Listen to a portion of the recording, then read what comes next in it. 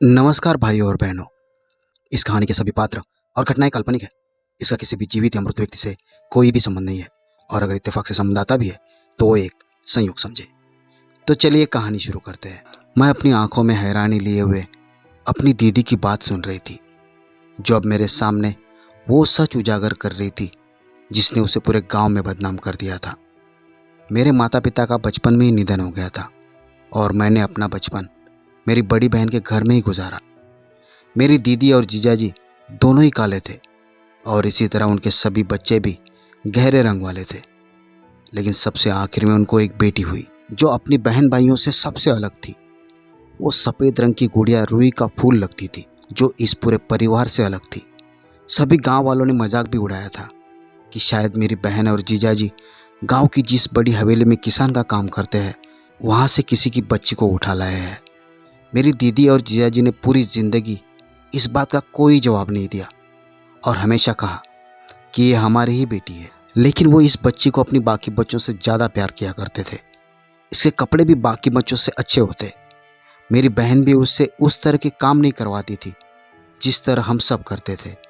मैं अक्सर सोचती रहती थी कि ऐसा क्या है इस बच्ची में जो मेरी दीदी इसका इतना ख्याल रखती है। यहाँ तक कि अगर वो बच्ची मिट्टी में खेलती थी तो मेरी बहन उसे तुरंत गोद में उठा लेती थी और पूरे दिन उसे नहीं उतारती थी। मेरी दीदी अक्सर अपनी उस बच्ची को हवेली भी लेकर जाती थी, जबकि वहाँ बाकी बच्चों को आने की इजाज़त नहीं थी। धीरे धीरे वो बच्ची भी बड़ी होती गई और मैं शादी करके अपने ससुराल चली गई। एक बार मैंने बड़ी अजीब सी बात देखी कि मेरी दीदी बिना किसी वजह के रोए जा रही थी, जैसे उसका अपना कोई मर गया हो। मैंने 1000 बार पूछा लेकिन उसने मुझे कुछ भी बताने से इनकार कर दिया। उसका रोना मेरे मन में कई सवालों को खड़ा कर गया था।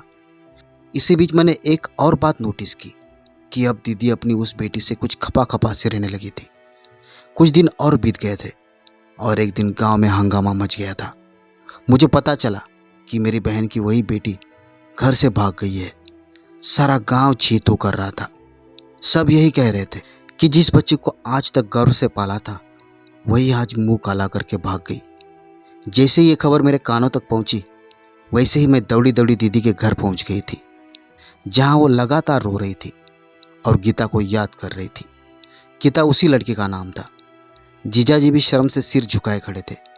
लेकिन मैंने एक बात नोटिस की थी, मेरी बहन और जीजाजी दोनों के चेहरे पीले पड़ गए थे, जैसे कोई अजीब सी बात हो और वो उसे छिपाने की कोशिश कर रहे हो। दोनों आंखों ही आंखों में एक दूसरे से बात कर रहे थे और इस हरकत ने मुझे परेशान कर दिया।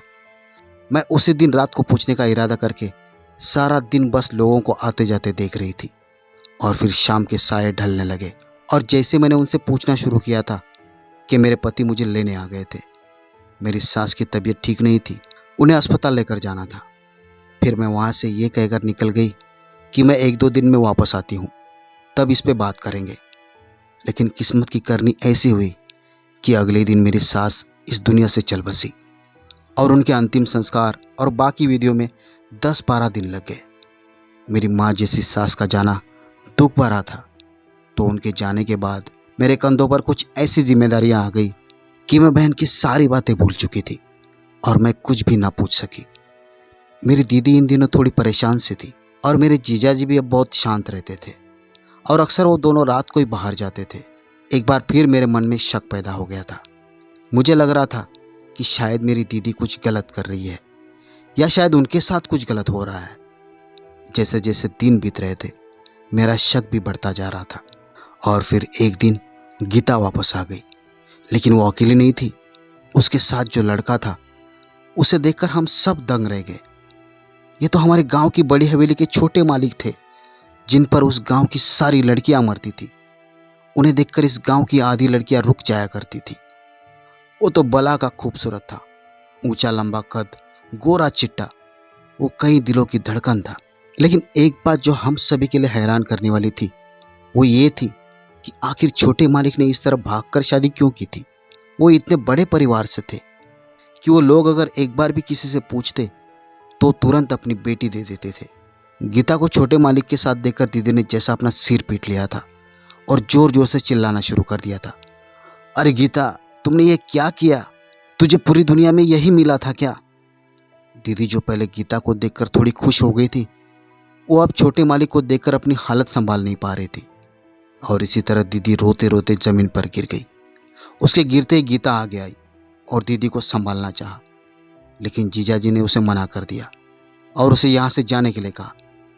पूरा गांव आके फाड़ के यह नज़ारा देख रहा था कि देखो गीता की हिम्मत और उसकी माँ जिसने सारी जिंदगी जिस हवेली का नमक खाया, अब बेटी की उसी हवेली में शादी होने पर रो रही है। जीजाजी के कहने पर गीता रोती हुई घर से निकल गई। उसकी आंखों में कई आंसू थे जिन पर एक पल के लिए मेरा भी दिल दुखी हो गया था। लेकिन फिर अगले ही पल मुझे मेरी दीदी की दयनीय हालत का ख्याल आया। दीदी तो बहुत देर तक होश में ही नहीं थी। सूरज ढल के शाम होने जा रही थी। तभी दीदी की आंख खुली और उन्होंने पहला सवाल पूछा, गीता कहाँ है? अब की बार जवाब जीजाजी ने दिया था। उन्होंने बताया कि उन्होंने गीता को घर से निकाल दिया है, जिस पर दीदी ने शक भरी नज़रों से जीजाजी की ओर देखा और फिर से रोने लगी और लगातार यही बोले जा रही थी, हमसे गुनाह हो गया गीता के पापा, हम लोग कुछ ना कर सके, हमसे गुनाह हो गया। बल्कि ये कोई गुनाह ही नहीं है, हमने बहुत बड़ा पाप कर दिया है। ऐसी ही बातें करते करते दीदी फिर से सो गई और मेरा दिमाग वही अटका था कि आखिर मेरी दीदी से ऐसा कौन सा गुनाह हुआ है जिस पर वो इस तरह से रो रही है। मैं उस रात अपने पति से परमिशन लेकर दीदी के घर ही रुक गई थी ताकि अपनी दीदी से पूरी सच्चाई जान सकूं, क्योंकि मेरी छठी इंद्रिय कह रही थी कि मेरी दीदी सबसे कुछ ना कुछ तो जरूर छुपा रही है। बहुत देर तक गांव वाले आकर दीदी का हाल हवाल पूछते रहे और ज़्यादातर लोगों ने यही कहा कि लड़के का घर इतना बड़ा है, तुझे तो खुश होना चाहिए कि ऐसा दामाद मिल गया है। सारी दुनिया ऐसा दामाद चाहती है और तुम हो कि नाराज़ हो रही हो। लोगों की ऐसी बातें सुनकर दीदी फिर से रोने लगती और अपना सिर पीट लेती। इसी वजह से मैंने उसके बाद किसी को भी घर में आने नहीं दिया। जो भी आता उसे मैं यही कहती कि दीदी सो रही है और दीदी के पास बैठकर अपने बचपन की और माँ पिताजी की बातें करती रहती। हम दोनों बहनें दिन भर खूब बातें करती रही। मैंने दीदी के पास बैठकर खाना बनाया। जब रात हुई तो दीदी सबसे पहले लेट गई और मैं उसे सोते हुए देखते रह गई। तभी रात का ना जाने कौन सा समय था जब मैंने देखा कि दीदी अपनी चारपाई से उठ रही है। मैं भी अपनी आंखें बंद करके लेटी रही। मैं बस ये देखना चाहती थी कि वो क्या कर रही है। दीदी को जब यकीन हो गया कि मैं सो गई हूँ तो कमरे में मौजूद एक बक्से के पास बैठ गई और अपने पल्लू से लगे चाबी से उसे खोल दिया। मुझे अचानक याद आया कि दीदी ने कभी यह बक्सा खोलने ही नहीं दिया था। मैं अब उठकर बैठ गई थी, लेकिन अब दीदी का ध्यान मेरी तरफ से हट चुका था। वो दूसरी ओर से बक्से से कुछ चीज़ें निकाल रही थी। मैं हमेशा सोचती थी कि दीदी अपने गहने इसी बक्से में रखती होगी, इसलिए उसे खोलती नहीं थी। और आज मुझे ये भी जानने की उत्सुकता थी, इसलिए मैं चुपचाप सब कुछ देख रही थी। दीदी एक एक करके सामान निकालने लगी थी और मैं उन चीज़ों को देखकर चौंक गई। सबसे पहले कुछ कपड़े थे जो एक बहुत ही छोटे से बच्चे के थे। उसके बाद कपड़ों का साइज बड़ा होता गया, वो सब लड़कियों के कपड़े थे। उसके बाद दीदी ने खिलौने निकालने शुरू कर दिए, कुछ प्लास्टिक के तो कुछ मिट्टी के थे। उसके बाद तस्वीरों की बारी आई। एक एक करके वहाँ ढेर सारी तस्वीरें हो गई थी। मैंने अपने दिमाग पर जोर डाला था तो देखा कि उनमें से कुछ कपड़े गीता के थे जो बचपन से अब तक वो पहनती आ रही थी, और कुछ खिलौने भी उसी के थे। लेकिन बाकी के कपड़े और खिलौने तो मैंने गीता के पास कभी नहीं देखे थे। उसके बाद दीदी ने तस्वीरें देखना शुरू किया तो शुरू की तस्वीरें थी वो गीता की थी, लेकिन उसके बाद उनमें और एक की तस्वीर जुड़ गई थी। मैं इतनी दूर नहीं बैठी थी कि उनका चेहरा ना देख सकूं, लेकिन फिर भी वो दूसरा चेहरा जो एक लड़की का था वो मेरी पहचान में नहीं आ रहा था। लेकिन उसकी शक्ल मेरी बहन और जीजाजी से काफ़ी मिल रही थी, और ख़ास बात ये थी कि उसका रंग भी सांवला सा था जैसे दीदी के बाकी बच्चों का था। दीदी ने अपना दुपट्टा सामने ज़मीन पर रखा और एक एक करके सारा सामान उस पर रखना शुरू कर दिया। साथ साथ चूमती जाती और फिर रोती जाती और फिर एक गठरी बना ली। इससे पहले कि वो उठती मैं तुरंत वापस लेट गई। मैं देखना चाहती थी कि दीदी कहाँ जाती है। उसने गठरी उठाई और आंगन पार कर गई जिसमें सभी लोग चारपाई बिछाकर सो रहे थे। आंगन के बाहर जाकर दीदी ने वो गठरी ज़मीन पर रख दी और उस पर मिट्टी का तेल डाल दिया।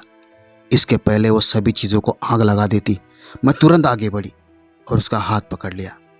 मुझे देखकर दीदी की हवाइयाँ उड़ चुकी थी। मैंने वो गठरी उठाई और दीदी को साथ लेकर अंदर आ गई।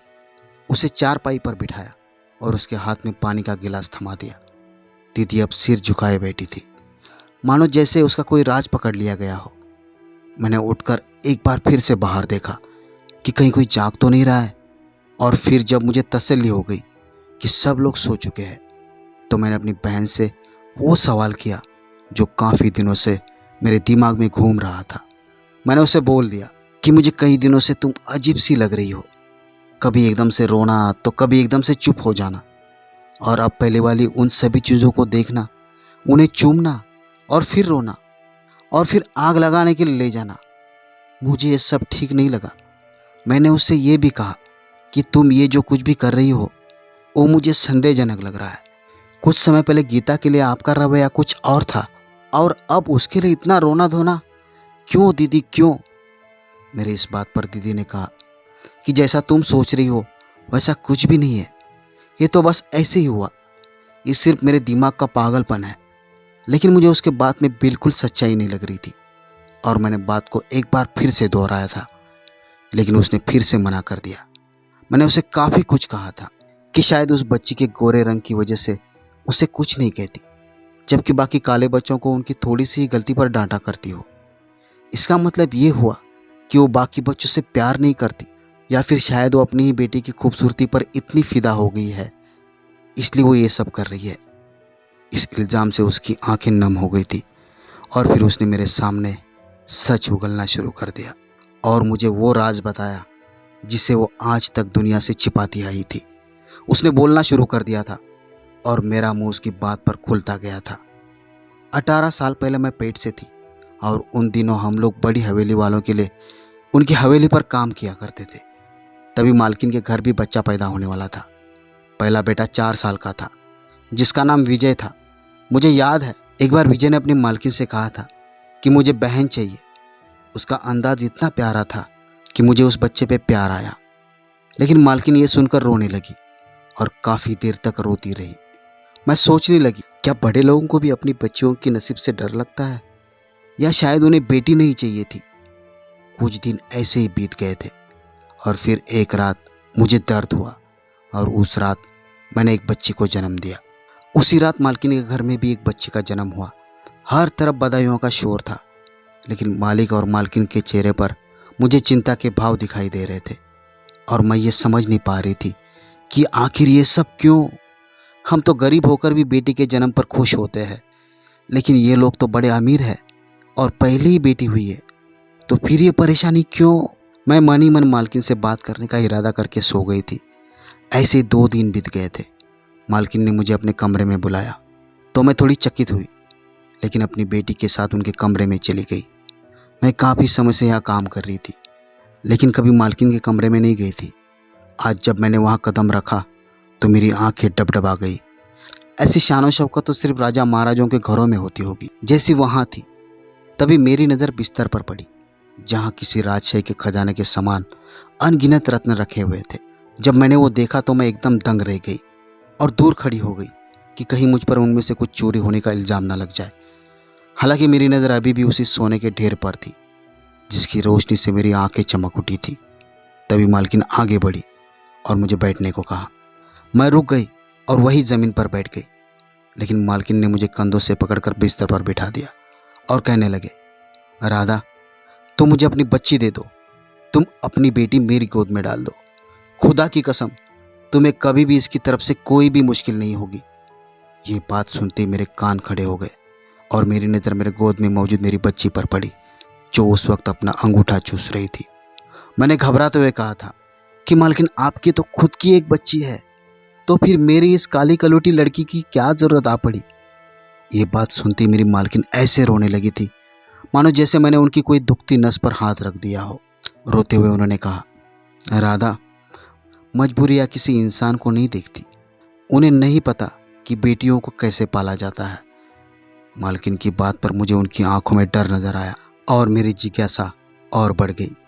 राधा, मेरी बेटी मुझसे ले लो और अपनी बेटी मुझे दे दो, मालकिन ने एक बार गिड़गिड़ा कर कहा था। अब इससे पहले कि मैं कुछ कह पाती, वही मेरे पैरों पर गिरी थी और मेरे पांव पकड़ लिए थे। इतने बड़े महल की मालकिन को मेरे पैरों पर गिरता देख मैं हैरान रह गई थी।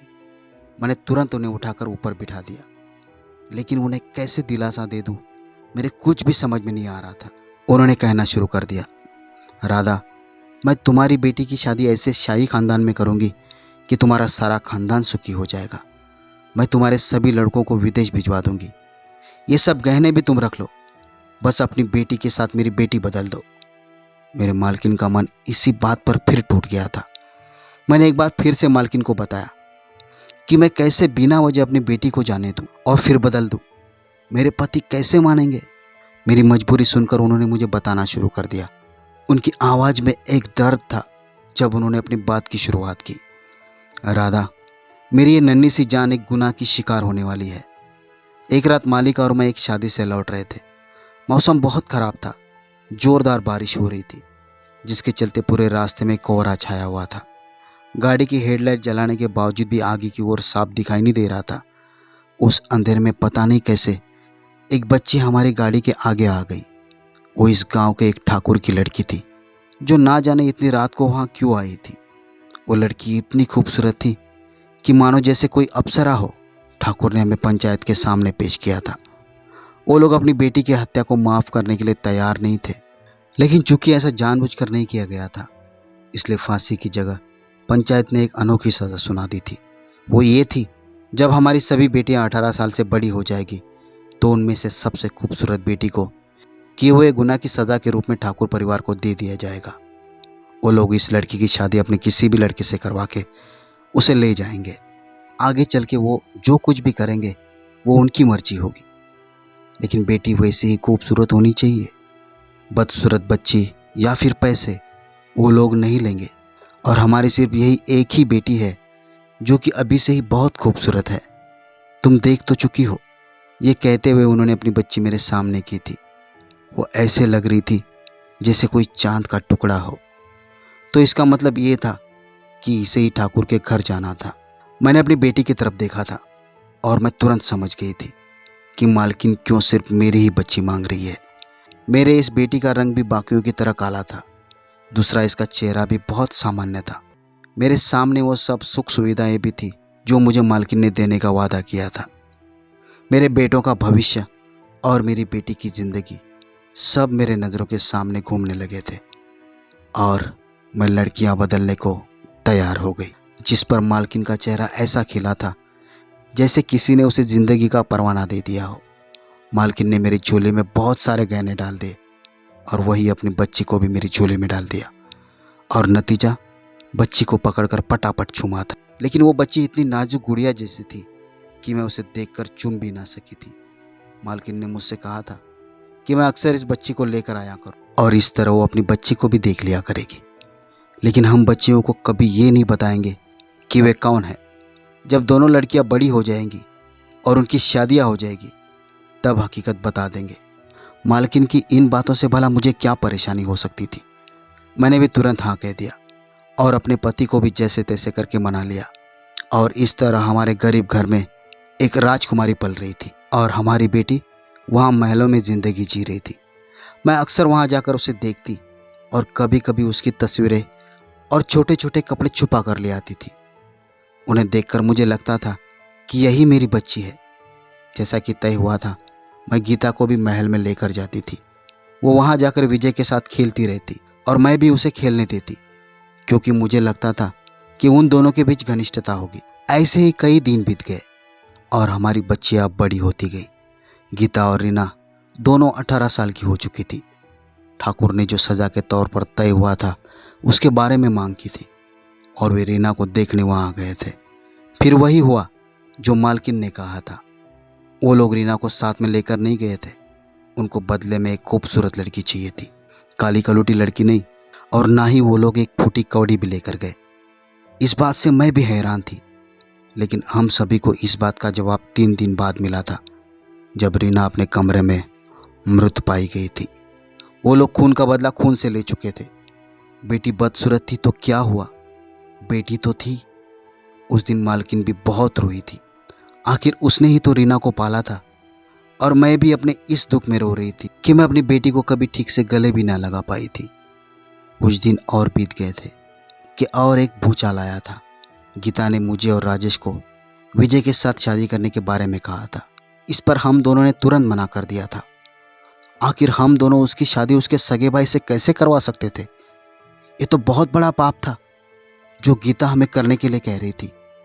हम दोनों बहुत परेशान थे कि इस समस्या से कैसे छुटकारा पाया जाए। अभी हम यही सोच विचार में थे कि गीता घर से भाग गई। हमारे सारे किए कराए पे पानी फिर गया था। इस बच्ची की जिंदगी बचाने के लिए हमने अपनी बेटी खो दी और ये हमारा ही मुंह काला करके चली गई। आज जब वो अपने पति के साथ आई है तो मैं ये कैसे देख सकती थी कि वो अपने भाई की बीवी है। दीदी मुझे सब कुछ बता चुकी थी और अब वो फूट फूट कर रोने लगी थी। मैं हैरानी से सब सुन रही थी कि हमें कभी भी कुछ कैसे पता नहीं चला। दीदी के दर्द और उनके दुख को सोचकर मेरी आंखों से कई आंसू निकल पड़े और मैंने दीदी को गले लगा लिया। अगले दिन सुबह सुबह दीदी और जीजा जी हवेली पे जाने के लिए तैयार हुए। अब उन दोनों ने सोच लिया था कि वो अब कुछ भी छुपाएंगे नहीं और गीता को सारी हकीकत बता देंगे। आज मैं भी उनके साथ थी। जब हम हवेली पहुंचे तो सामने ही मालकिन नजर आ गई जो मालिक को चाय दे रही थी। आज दीदी का सिर झुका हुआ नहीं था। वो उन दोनों के सामने कुर्सी पर बैठी थी और उसने मालकिन से कहा कि उसने अपनी बेटी को तो बचा लिया है लेकिन वो एक बहुत बड़ा पाप कर बैठी है। इस बात पर अचंभित होकर मालकिन ने दीदी को देखा था और पूछा था कि क्या हुआ राधा, तुम ऐसा क्यों कह रही हो? इस पर मेरी दीदी ने उन्हें बताया था कि गीता ने भागकर विजय से शादी कर ली है। आखिर सगे भाई बहन कैसे शादी कर सकते हैं? ये कहते हुए दीदी की आंखों में आंसू आ गए थे। मालकिन ने ये बात सुनकर आवाज लगाई कि गीता और विजय बाहर आ जाए और फिर मालकिन ने कहना शुरू कर दिया था और एक और हकीकत का राज खोला था। विजय हमारा बेटा नहीं है। विजय तो मेरे पति के दोस्त का बेटा है। उनकी और उनकी बीवी की एक कार दुर्घटना में मौत हो गई थी। तब मैंने और रमेश साहब ने विजय को पाला था। यह हमारा सगा बेटा नहीं है और हम उनकी शादी के बारे में भी जानते हैं। मालकिन के इस राज को खोलने पर मेरी दीदी का रंग फीका पड़ गया था। उन्हें बाकी की सच्चाई तो बताई भी नहीं गई थी। सारी मुश्किलें इन बेचारे गरीब लोगों को ही अपने जीवन में झेलनी पड़ती है। मालकिन ने आज फिर मेरी दीदी के पैरों को छुआ था लेकिन आज मेरी दीदी वहाँ से उठकर आई थी और मैं रास्ते पर यही सोच रही थी कि क्या सारे बलिदान गरीबों के लिए ही लिखे गए हैं। मेरी दीदी ने अपने जीवन भर अपमान भी देखा था और अपनी बेटी को भी खो दिया था। क्या गरीबों का खुशियों पर कोई अधिकार नहीं होता? तो भाइयों और बहनों, ये थी आज की कहानी। अगर आपको कहानी पसंद आई हो तो वीडियो को लाइक कीजिए, शेयर कीजिए और कमेंट भी कीजिए। और हाँ, सबसे ज़रूरी बात, अगर आपने अभी तक मेरे चैनल को सब्सक्राइब नहीं किया है तो प्लीज़ सब्सक्राइब करें। तो भाई और बहनों, मिलते हैं अगले वीडियो में एक और दिलचस्प कहानी के साथ। तब तक के लिए नमस्कार। धन्यवाद भाई और बहनों।